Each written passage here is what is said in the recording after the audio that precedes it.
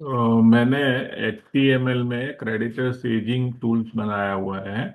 उसमें जो revise schedule 3 की जो गाइडलाइन है, जो बैलेंस शीट बनानी पड़ती है हमको, उसमें जो क्रेडिटर्स का एजिंग देना पड़ता है, less than 1 year, 1 to 2 year, 2 to 3 year and more than 3 years creditors.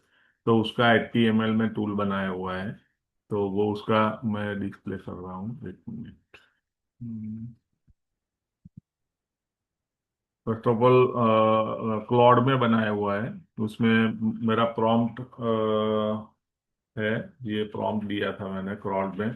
Create a tool for credit reading. You are a Indian chartered accountant and preparing financial statement. I am providing last financial year creditors in Excel with opening balance, debit balance, credit balance and closing balance for period April by 22 to March 25, for period April 23 to March 25, for period April 24 to 25, March 25. We require creditors by wise aging less than 1 year, more than 1 year, but less than 2 year, more than 2 year, but less than 3 years, and more than 3 years, and also total of all the financial year ending March 25 with category and type bifurcation.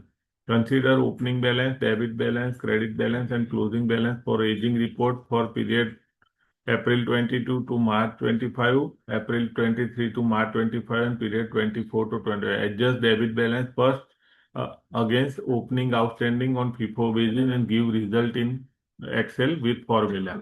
So this is my prompt, and then we have to upload three creditors sheet. ये मैं आपको एक sheet दिखा रहा हूँ, अप्रैल 22 to 25 का।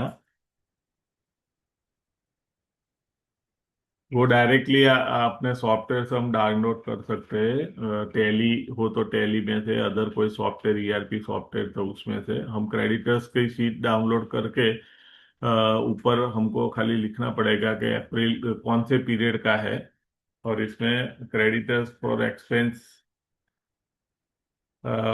मतलब इसमें कैटेगरी भी है, माइक्रो, स्मॉल एंड मीडियम। और क्रेडिटर्स टाइप में है हमारा, क्रेडिटर्स फॉर एक्सपेंस है, क्रेडिटर्स फॉर फिक्स एसेट है, और क्रेडिटर्स फॉर गुड्स है। तो ऐसे हमने कैटेगरी भी बाइफरकेशन किया हुआ है। तो ये तीनों में किया हुआ है हमने कैटेगरी। तो तीनों साल की ऐसी सीट अपलोड करनी पड़ेगी हमको। तो दिस इज माय टूल्स। तो मैं इसको रन कर रहा हूँ। पहले जैसे ये ओपन होता है, तो उसमें नीचे ऑप्शन दिए है कि तीनों साल की जो एक्सेल है हमको अपलोड करने हैं। First we we are uploading April 22 to March 25। तो उसमें अपलोड करेंगे हम फर्स्ट सीट। जैसे ही अपलोड करेंगे उसका कलर चेंज हो जाएगा, तो आपको पता चलेगा कि अपलोड हो चुका है। Then 23 to 25, then 24 to 25। ये तीनों अपलोड करने के बाद हमको रॉ कॉलम में जाना है, इधर ऑप्शन है वहां पे। फिर जनरेट एजिंग रिपोर्ट में जाएंगे। फिर हमको ऊपर ऑप्शन देगा कि हम एक्सेल में डाउनलोड कर पाएंगे, तो एक्सपोर्ट इन एक्सेल। तो जैसे एक्सेल में डाउनलोड करेंगे तो हमको ये डाउनलोड हो गया है। उसको मैं पेस्ट कर देता हूँ मेरे फोल्डर में। तो दिस इज, कट पेस्ट कर देता हूँ। तो दिस इज माय फोल्डर, तो उसमें मैंने इसको पेस्ट कर दिया। तो ये पेस्ट करने के बाद हमारा रिपोर्ट जनरेट हो गया है। उसमें पहले टोटल क्रेडिटर्स वाइज हमको दिखाएगा। कैटेगरी, जैसे क्रेडिटर का नाम है, कैटेगरी कौन सी है, माइक्रो है, स्मॉल है, मीडियम है, फिर क्रेडिटर्स कौन से है, क्रेडिटर्स फॉर एक्सपेंस है या फिक्स एसेट है या गुड्स है। फिर दूसरे कॉलम में हमको माइक्रो, स्मॉल और मीडियम कैटेगरी का टोटल दिखा रहा है। यहाँ पे हमको नीचे खाली सम का फॉर्मूला देना पड़ेगा वापिस। वो एक ग्लिच है, वो अभी सॉल्व नहीं हुआ, वो we are working on that. ये टोटल आ गया। फिर बाय टाइप में है, टाइप में हमको तो आएगा कि क्रेडिटर्स फॉर एक्सपेंस वाला कितने हैं, less than 1 year, 1 to 2 year, 2 to 3 year, 3 to 4 year, for expense for fix good, finish good, fix asset and for goods.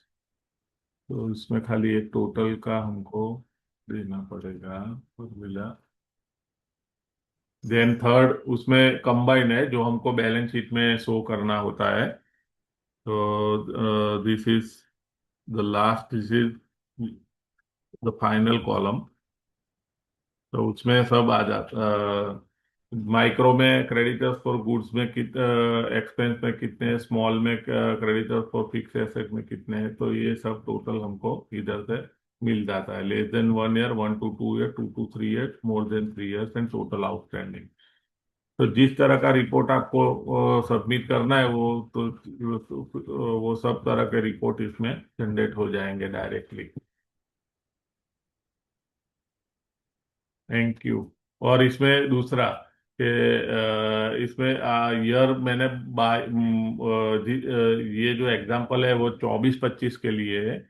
आप इसमें ईयर चेंज कर सकते हैं इधर, जैसे ये हमारा टूल है उसमें इधर ऑप्शन आता है, टूल में ऑप्शन है हमारा, सॉरी बाहर निकल गए, वापस जाएंगे टूल में। ये हमारा टूल है, इसमें ऑप्शन आता है you can change the year from here. इधर इधर से हम ईयर भी चेंज कर सकते हैं, तो 25-26 का भी इसमें आप एजिंग रिपोर्ट बना सकते हैं, 26-27 का भी नेक्स्ट ईयर के लिए भी बना सकते हैं। तो इधर से चेंज भी हो सकता है। Thank you.